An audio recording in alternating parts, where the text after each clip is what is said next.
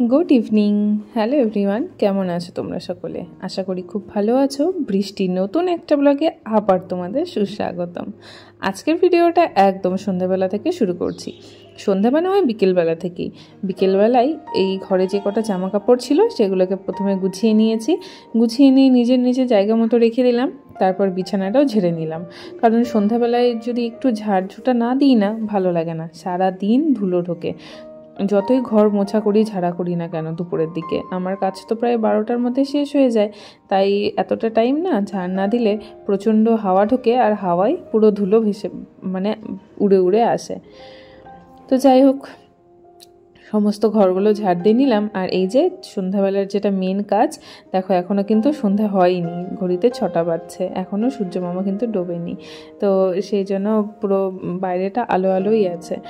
তো জানলাগুলো লাগিয়ে নিলাম, লাগিয়ে দিয়ে এই ঘরটাকেও ঝাড় দিয়ে নিলাম।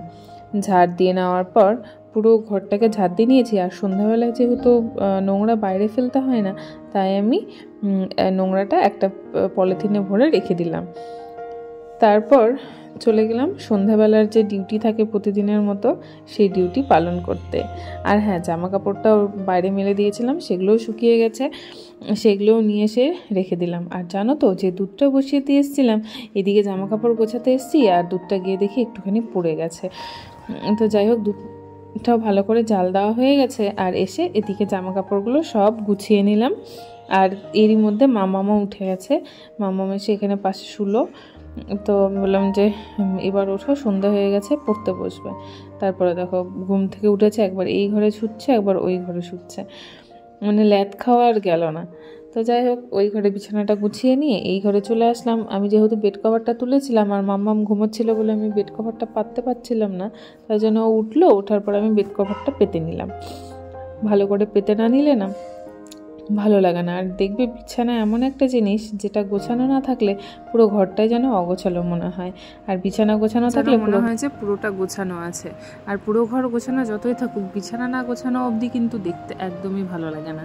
আর এই যে এইভাবে দিনের মধ্যে যে আমি কতবার বিছানা গোছাই আর বিছানা ঝাড় দিই তার নেই ঠিক, কারণ আমার একটু বিছানা চাদর জড়িয়ে গেলেই আমার ভালো লাগে না, যতক্ষণ না টান টান করতে পারি। এই সন্ধ্যাবেলায় ঘুম থেকে উঠে গেছে বলে আমি বললাম তো একটু পড়তে বস, আমিও চলে গেলাম রান্নাঘরে। তারপর চলে এলাম মাম্মাম যেহেতু ঘুম থেকে উঠেছে, মাম্মামকে একটু খাবার দিতে। তো ভাবলাম সন্ধ্যাবেলায় ওকে একটু ব্রেডটা সেঁকে দিই। ব্রেডটা কিন্তু শুধুই গোলমরিচ আর বাটার দিয়ে ওকে দেবো। আর এদিকে অফিস থেকে হাজব্যান্ড ফোন করে বললো কিনা যে মাশরুমের পকোড়া করো সন্ধ্যাবেলায়, আমি আসছি। তো সেই মতোই মাশরুমগুলো কেটে নিলাম, ভালো করে ধুয়ে নিয়েছি। ধুয়ে নেওয়ার পর ভালো করে ওর যে ভেতরে কালো অংশটা থাকে সেগুলোকে ফেলে দিয়ে পুরো মাশরুমটাকে আমি কেটে নিয়েছি। একটু বড় বড় করে কেটেছি যাতে পকোড়া করলে দেখতে ভালো লাগে। আর জানো তো, মাশরুম না ছুলে খাওয়াটাই উচিত, ওপরের যে লেয়ারটা সেটা ফেলে দেওয়াই আমার মনে হয় উচিত। আমি আগে ছুলতাম না, তবে এক ভিডিওতে দেখেছিলাম, তারপর থেকে আমিও ছুলে নিই। আর এতে কিন্তু টেস্টটা আরও বেড়ে যায়।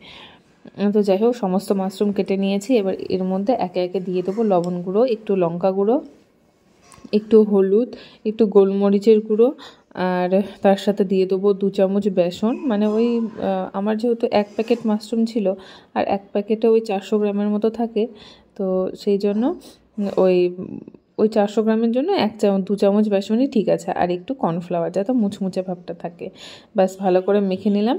একটু হাতে জল নিয়ে মেখেছি। আর নেওয়ার পর আর এই যে পকোড়াগুলো ভেজে নেব। আর জানো তো, পকোড়া ভাজতে কিন্তু প্রচণ্ড তেল ছোটে, মানে এটা যেহেতু জলা সবজি আর একদম এত জলগুলোর জন্য তেলটা ছোটে, একদম অসহ্য লেগে যায়, আমি তো ঢেকে ঢেকে ভাজি। যাই হোক এই যে ভাজা হয়ে গেছে। আর ওদের বাবা আর মেয়েকে দিয়ে দেবো টমেটো সস আর একটুখানি চিলি সস দিয়ে। আর এদিকে দেখো 2টো ব্রেড বেঁচেছিলো, তো আমি ভাবলাম এগুলো কী করব, ওই ব্যাটারের মধ্যে দিয়ে একটু এপিট ওপিট করে তেলে ক্রাঞ্চ করে ভেজে নিলাম। খেতে ভালোই লাগছিল বেশ। অনেকে আমি দেখেছি এরকম ব্রেড ভাজাও খায়, কিন্তু আমার মনে হয় ওটা অতিরিক্ত তেল টানে। তো যাই হোক হয়ে গেছে, এদের বাবা মেয়েকেও দিয়ে দিয়েছি। আর আমি কয়েকটা মাশরুমের বড়া খেলাম আর ওই ব্রেডটা খেয়ে নিলাম। চলো আজ আর বাড়াবো না, এখানেই শেষ করছি। দেখা হবে তোমাদের সাথে আবার পরের ভিডিওতে। ততক্ষণের জন্য ভালো থেকো, সুস্থ থেকো, রাধে রাধে।